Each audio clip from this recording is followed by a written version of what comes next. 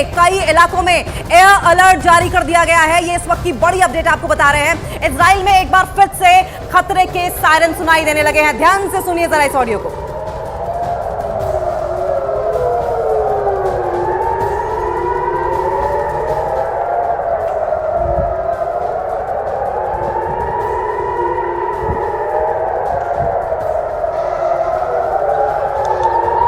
देखिए आप गौर से सुनिए, ये वो सायरन की आवाज है। तमाम नागरिकों को अलर्ट किया जा रहा है क्योंकि देखिए सिचुएशन अभी भी टेंस है। अगले 24 घंटे में क्या हो सकता है किसी को नहीं पता है। लेकिन अब देखिए ये सायरन की आवाज अगर आपको सुनाई दे रही होगी, इजराइल के शहर में इसी तरीके की सायरन की आवाजें सुनाई दे रही है।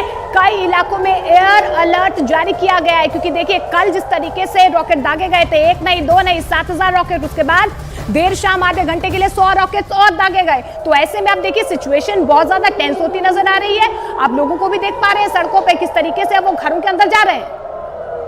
तो इस इजराइल में एक बार फिर से ये खतरे का सायरन बजना शुरू हो गया है, जिसका साफ मतलब है किसी बड़े हमले की आशंका जताई जा रही है और लोगों से कहा जा रहा है कि आप सुरक्षित स्थानों पर या फिर बंकरों में चले जाएं।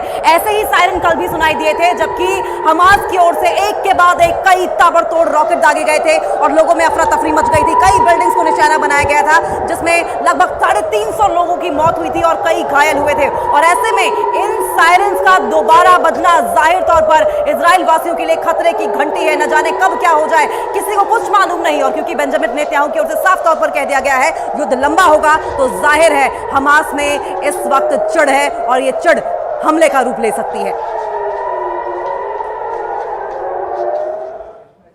तो इजराइल के खिलाफ युद्ध छेड़ने की कोशिश भले ही हमास की ओर से हुई है, लेकिन इस युद्ध के पीछे कई अलग अलग फैक्टर मौजूद हैं।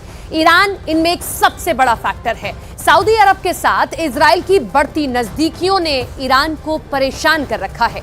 लेबनान ने आतंकी संगठन हिजबुल्लाह का इस युद्ध में कूदना भी ईरान फैक्टर की ओर इशारा कर रहा है।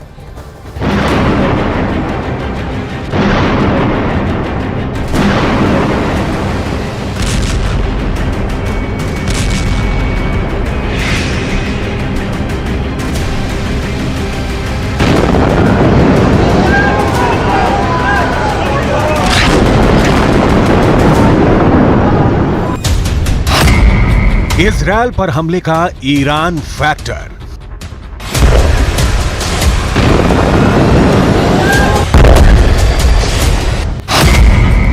इजरायल युद्ध में हिजबुल्लाह की एंट्री। सऊदी से इजरायल की नजदीकी युद्ध की वजह बनी।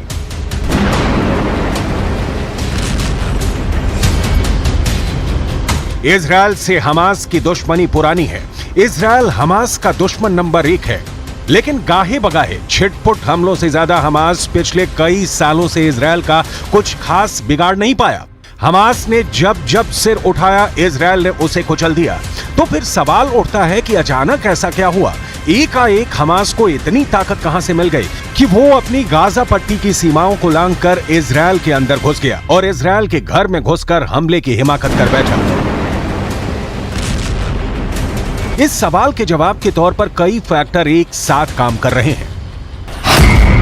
इसमें पहला फैक्टर है ईरान, दूसरा फैक्टर है सऊदी अरब और तीसरा फैक्टर है खुद इजरायल। इजरायल पिछले कुछ महीनों से सऊदी अरब के साथ शांति समझौते के ऐतिहासिक मोड़ पर है। इस समझौते के लिए अमेरिका एक्टिव रोल प्ले कर रहा है, जबकि समझौते के इस डील से सबसे ज्यादा चिढ़ा हुआ है ईरान, क्योंकि सऊदी अरब कुछ साल पहले तक फिलिस्तीन के साथ और इजरायल के खिलाफ खड़ा रहा था। सुन्नी बहुल सऊदी अरब के साथ शिया बहुल मुल्क ईरान की भले ही कट्टर दुश्मनी रही है, लेकिन फिलिस्तीन के मामले पर सऊदी और ईरान एक जैसा ही रुख रखते थे। लेकिन पिछले कुछ महीनों में इजरायल ने यूनाइटेड अरब अमीरात, बहरीन और सऊदी अरब के साथ शांति वार्ता की शुरुआत की।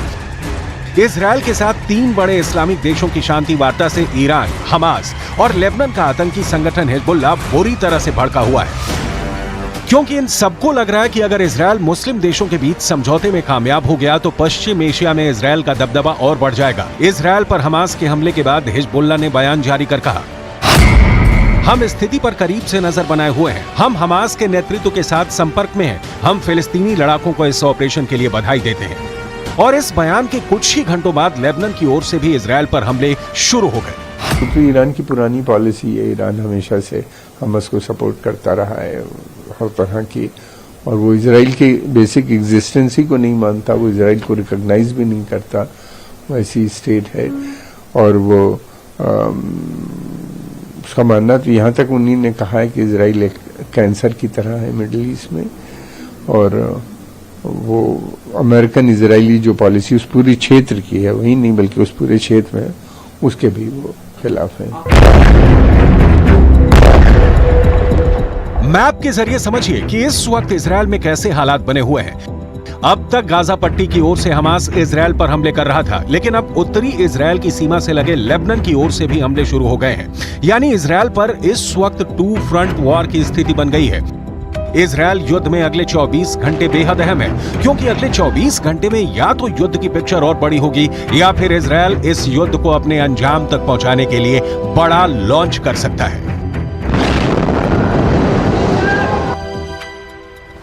तो भले ही हमास ने इजराइल में घुसकर दम दिखाया हो, लेकिन उसे इस बात का अंदाजा है कि कितने ऐसे मिसाइलें हैं जो हमास के मंसूबे पर पानी फेर सकती हैं। आपको इंफॉर्मेशन वॉल के जरिए समझाने की कोशिश कर रही है कि इजराइल के पास कौन कौन सी मिसाइलें हैं, क्या वजह है कि हमास अंदर ही अंदर जानता है कि वो इजराइल का टक्कर नहीं ले सकता इजराइल से।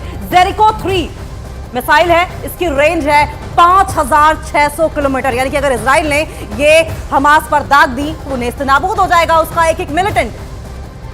इसके अलावा देखिए जेरिको 2 इसकी रेंज है 2800 किलोमीटर। तो देखिए आप कितने घातक हथियार इजराइल के पास हैं, और लगातार इजराइल रिटेलिएट भी कर रहा है। और सिर्फ यही फेहरिस्त खत्म नहीं होती मिसाइल्स की, इसके अलावा भी बताएंगे कि इजराइल इतना ताकतवर क्यों है। जेरिको 1 की बात कर लेंगे और उसकी रेंज की अगर बात करें तो 1400 किलोमीटर इसकी रेंज है, यानी कि अगर किसी दुश्मन को टारगेट कर लिया तो उसके चीथड़े उड़ जाएंगे।